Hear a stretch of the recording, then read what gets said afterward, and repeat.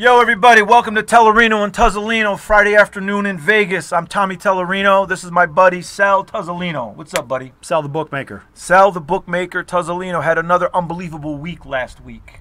Won every game he bet except one game, and that was ridiculous. Boise State didn't come in the college, but in the pro, it was the over. I mean, how stupid was that?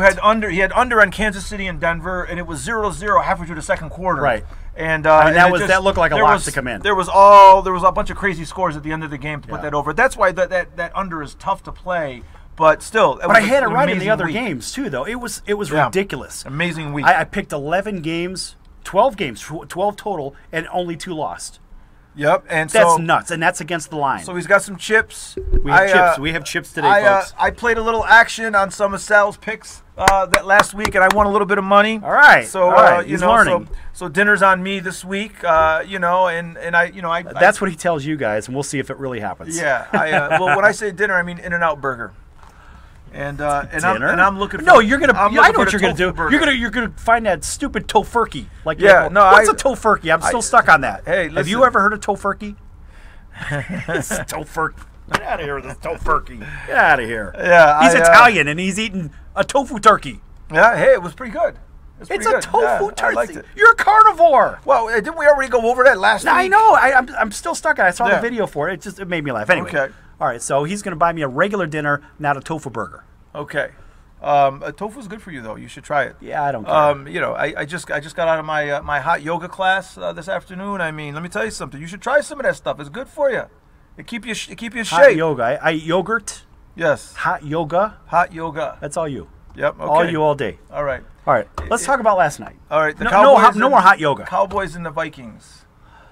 The Cowboys and Vikings. Yeah, the line was 2.5 on that, by the way. Somebody had called me. Wow. Somebody texted me, and I had no idea who was playing. I'll tell you who it was. It was the executive producer of WCOBM.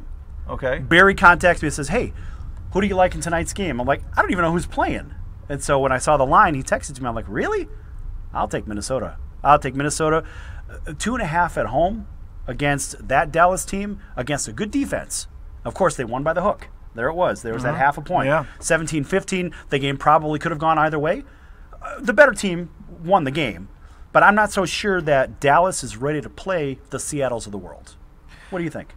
Well, no. I mean, I don't know about the Seattles of the world. I think there's only really one team that's going to beat Dallas in the playoffs, and that is Seattle. Well, Dallas could beat themselves, too. They don't beat themselves. What do you mean? No, they could. But they don't. I mean, they haven't beaten themselves. Right, but I'm saying, they could. Well, where do you get... Okay, against who? Scratchmaster. Against who? Well, look, there are teams that could force Dallas into making some bad moves on the field, and you've got like who? Like that's what I'm saying. I said yes, Seattle, sure, can beat Dallas, but what do you mean the Seattle? I'm getting there. Like, what are the teams? I'm getting there. I mean, look, you have a team that plays in New Jersey. They call them the Giants. They're really the Jersey Giants. We never know who's going to show up on that team. It could be a great offensive game. It could be a great defensive game. We don't know. But remember, a New York Giants team is very experienced on both ends of the ball. They're very experienced. They're not great, but they're good enough to force a team like Dallas with a little bit of experience into making some bad mistakes. I think the Giants can beat Dallas as well. Okay. That's where I was going with it. Okay. So I think Seattle for sure can beat them, and I think the Giants can beat them. They're a legit team to beat that club. Well, I don't think you're going out on a limb. I think if I said Philadelphia, we already saw what happened there. I think everyone thinks that the Giants and Seattle can beat Dallas. I think Philly's a better team than the Giants, but Philadelphia is a lot younger. Well, don't worry about him. Philadelphia is a lot younger. Tell us something we don't know. Who's got the picks? What happens with the picks? Yeah, I got the picks.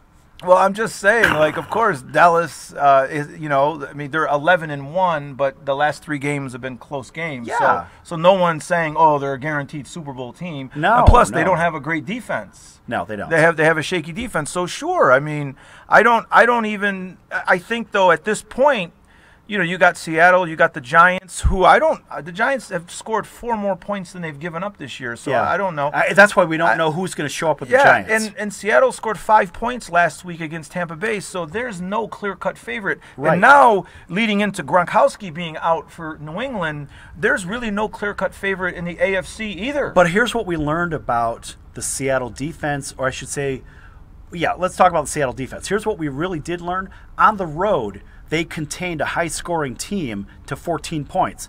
And I think that really says something because that Tampa team could score. Everyone knows the Seattle. I mean, that's everyone knows the Seattle. We have team two people out there. There's two people out there watching this. But that's obvious. Like let's keep the obvious statements down. I mean, everyone knows Seattle's got a great defense. I mean, to waste our time saying it right now is like, come on. What I'm saying is that there's not a clear cut favorite. No, and all I was saying was I don't believe Dallas is good enough to come out of the NFC. That's what. Bottom line is what I'm saying. I don't think so either. No, not at all. I don't think Dallas beats Seattle. In fact, I don't care where that game's played. Well, it's going to be played at Dallas. Yeah, I'm just saying I don't care where it's played. It doesn't matter. The other thing is I don't even know if Dallas gets to Seattle in the NFC Championship game because they're going to be seeded 1 and 2 in the NFC. If Washington makes the playoffs and they go back into Dallas for a third game, they won't beat Washington the third time. It's hard to beat a team 3 times. Yeah. Plus Washington has too many skilled position players that Dallas just doesn't match up with. And they're very hard to get off the field. We talked about that last week. So I don't. Yeah, I just don't see that. But I do know that Seattle is not a great team. No, they're not a great team. And New England now, missing Gronk, they're not a great team. Correct. But they're human at this point. New England and Seattle are still the top 2 teams. I think people would say they're still probably favored to repeat in the Super Bowl. Of course they are. But you got Pittsburgh that may be coming on, and you got the Raiders. Well, the Raiders are kind of like Dallas, where they're a little bit too early. Maybe in a couple of years we might see something happen there. You know what I'm saying? I don't know. I don't think they're too early. I think the Raiders are a little bit too Raiders early. Are ready. I'm concerned about the run defense. I even heard an interview with Tom Flores, and Tom said the very same thing. The run defense is very suspect. Yeah, no, the Raiders are like the Cowboys. They don't have a great defense either. You know, they have a better offense. But what I mean, you also got to take into consideration the Kansas City Chiefs. I mean, they don't have a flashy quarterback. They don't have a flashy offense. No, but they get it done. Unbelievable defense, and they got a great coach. Right, and their special teams is good too. Yeah. Oh, they got that guy Tyreek Hill. Yeah. I want to touch on Tyreek Hill real quick. He's the little rookie wide receiver. Mm-hmm. He did something that I got him on my fantasy team. Hasn't been done since Gale Sayers. And I haven't heard Gale Sayers' name in a long time. Right. He scored a touchdown running, receiving, and in the return game. Mm-hmm. First time since 1960 when Gale Sayers did it. Now, that's amazing. That's very impressive. Yeah. Very impressive. But, thinking about some of these other clubs, too, and I know we've talked about Green Bay and their ups and downs, and I told you they were going to win out. Last week, well, they got the first part of it done last week. Yeah. And that was a good game. And you know why? They have a running game again. That makes all the difference on this club. Yeah, and Aaron Rodgers is playing great. Aaron Rodgers is still a great player, but I just don't see them winning all their games. I mean, I think they're going to win out. I don't think they're a very good team. They're playing the Texans. I mean, they should beat the Texans, right? The Texans don't look good. They should beat them. I don't know how they have the wins they do. The Texans? Yeah. Yeah, because they're 6-5. Yeah, they've got 6 wins. Yeah. I don't know how they won 6 games. That's an awful team. Because it's a terrible team. The quarterback looks like he's regressing. He's like 9'12", and the guy can't play the position at all. He did what a great favor they did for Denver to get rid of him. I know. Well, Elway let him go. You know why he let him go? Elway's a smart guy. He's a smart guy. He did the right thing. Yeah, Osweiler's terrible. He is, but he's regressed. I mean, last year he was 5-2 as Denver starting quarterback. He didn't look terrible last year. But he had a different set of tools. Now he didn't have Will Fuller and company. But you still have a team in Denver that knows how to move the ball on the offense or on the running game and the passing game. And so I don't think that Houston really has a good running game to really complement. No, they got Lamar Miller, but you're right. They're not a dynamic offensive team. Right, and remember, this has been Aaron Rodgers' problem. He hasn't had a running back.